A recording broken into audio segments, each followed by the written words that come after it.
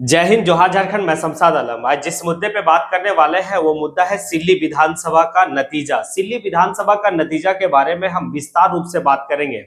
जिस तरह से पूरे झारखंड की निगाहें डुमरी विधानसभा पे था कि आखिर जयराम महतो क्या करते, और जिस तरह से जयराम महतो डुमरी विधानसभा में इतिहास रचे, उसी तरीके से सिल्ली में अमित महतो जो है कि एक इतिहास रचे हैं।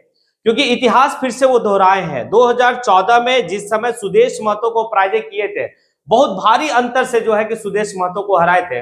उसके बाद उपचुनाव होता है, उस उपचुनाव में जो है कि सीमा महतो फिर सुदेश महतो को हराती है। लेकिन 2019 का जो विधानसभा का चुनाव होता है उसमें सुदेश महतो जीतते हैं। और इसी दरमियान में जो है कि अमित महतो के ऊपर एक केस चलता है और उसी केस के दरमियान में उनको चुनाव लड़ने पर प्रतिबंध लगता है। लेकिन फिर जो है कि कोर्ट उन्हें निर्णय देता है कि आप चुनाव लड़ सकते हैं। और 2024 में जिस तरीके से अमित महतो सुदेश महतो को हराकर आजसू की पतन की ओर लेके चला गया, यह अपने आप में बहुत बड़ा बात है। इसीलिए पूरे झारखंड के लोगों की निगाहें सिल्ली विधानसभा में भी था।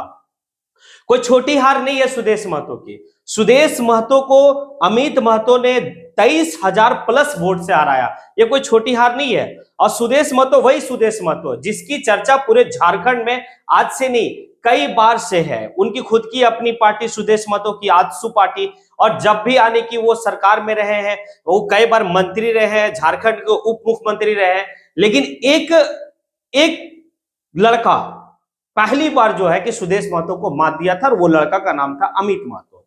अमित महतो की अगर थोड़ी सी हम बैक में जाएं तो खतियान को लेकर जेएमएम से इस्तीफा देना, फिर अपना एक संगठन बनाना, और इस संगठन को बनाने के बाद उनका एक पार्टी रजिस्टर्ड पार्टी है, उनको निर्वाचन आयोग द्वारा जो है कि माचिस सिंबल भी मिला था उनको। लेकिन ये सारे चीज को देखते हुए जब उनको लगा कि नहीं, अभी इस जगह पर जो है कि कहीं ना कहीं हमें सुदेश महतो को मात देने के लिए जेएमएम का दामन को थामे, और जेएमएम का दामन को थामने के बाद सुदेश महतो को पराजय किए, और आज सुदेश महतो पतन की ओर जा रहा। इसमें जितना आने की भूमिका जयराम महतो का सुदेश महतो की पतन को और ले जाने में, उतने ही भूमिका जो है कि अमित महतो को है। अमित महतो अगर सुदेश महतो को सिल्ली में नहीं हराते तो फिर आजसू पार्टी पतन की ओर नहीं जाता।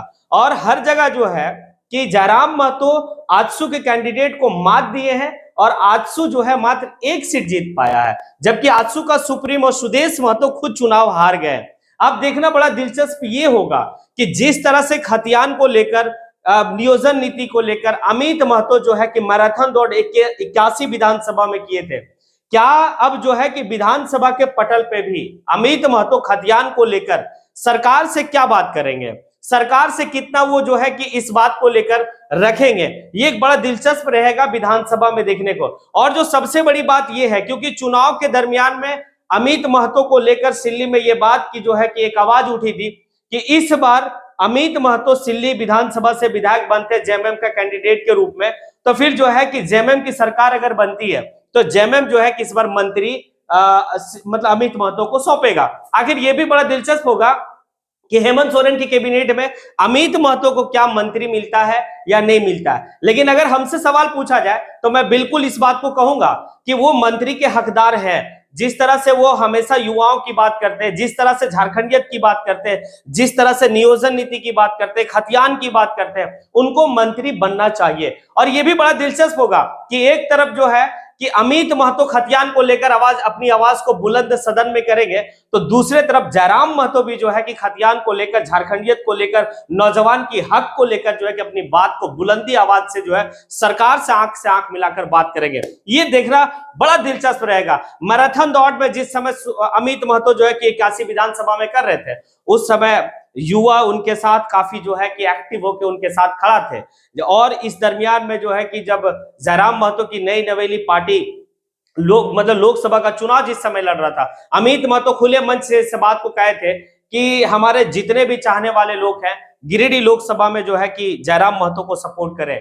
और ये भी देखा गया कि सिल्ली विधानसभा में अगर काश जो है कि देवेंद्र महतो चुनाव नहीं लड़ते तो फिर जो है कि ये वाला परिणाम नहीं आता। लेकिन देवेंद्र नाथ महतो चुनाव लड़कर सुदेश महतो को पतन की ओर लेके चले गए।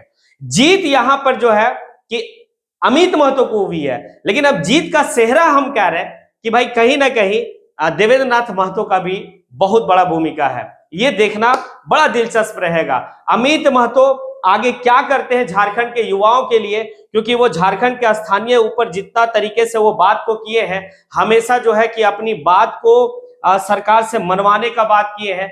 कभी वो सरकार में रह के सरकार से सवाल भी किया करते थे। क्या ये वही वाला रूप जो है कि अमित महतो को देखने को मिलेगा? जब 2014 में जब पहली बार सुदेश महतो को अमित महतो पराजय किया था, उस समय पूरे झारखंड में जिस तरह से आज जयराम महतो का चर्चा है, उसी तरीके से 2014 में अमित महतो का चर्चा था कि आखिर वो एक नौजवान लड़का सुदेश महतो को हराया है। और सुदेश महतो कोई छोटा शख्सियत झारखंड की राजनीति में नहीं है।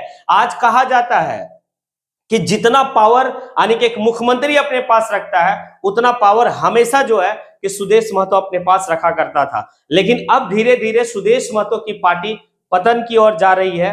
लेकिन अमित महतो का उदय, जयराम महतो का उदय यानी कि सुदेश महतो की पतन का बहुत बड़ा कारण बनता जा रहा। आप लोगों को क्या लगता है कि क्या वाकई में सुदेश महतो और आजसू पार्टी की पतन यानी कि जयराम महतो का उदय और अमित महतो का एक फाइट करना, फिर जो है कि उसे हराना, क्या यही जो है कि सुदेश महतो का पतन का कारण है? अगर आप लोग को ऐसा लगता है तो फिर आप कमेंट बॉक्स में आके जरूर कमेंट करें कि क्या जो है कि पतन की ओर जा रहा है और क्या इनका पतन होना चाहिए, क्योंकि ये हमेशा जो है कि सत्ता में रहे हैं, सरकार में सबसे ज्यादा दिन तक आने की मंत्री पद में बन के रहे हैं। उसके बावजूद भी जो है ना कभी स्थानीय नीति के ऊपर जो है कि उनकी बात हुई, स्टैंड क्लियर हुई है, ना कभी जो है कि झारखंड के हित के बारे में सोचे, ना कभी जो है कि यहाँ के युवाओं के रोजगार के बारे में सोचे। तो ऐसे नेताओं को बिल्कुल जो है कि बाहर का रास्ता दिखाना चाहिए। अब कगार ऐसा है कि सुदेश महतो सोचने पर मजबूर होगा कि आखिर क्या अब होने वाला, क्योंकि उनका जो अपना खुद का जो साथी यानी कि बीजेपी, अब बीजेपी भी सोचेगा कि भाई कि कहीं ना कहीं 10-12 सीट देने के बावजूद भी सुदेश महतो मात्र एक सीट, मांडू का सीट निकालता है, वो भी 200 के अंतराल से जो है कि वो सीट को निकाल पाया।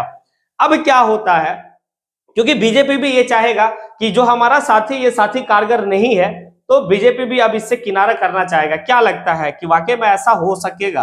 क्या ऐसा बीजेपी करेगा?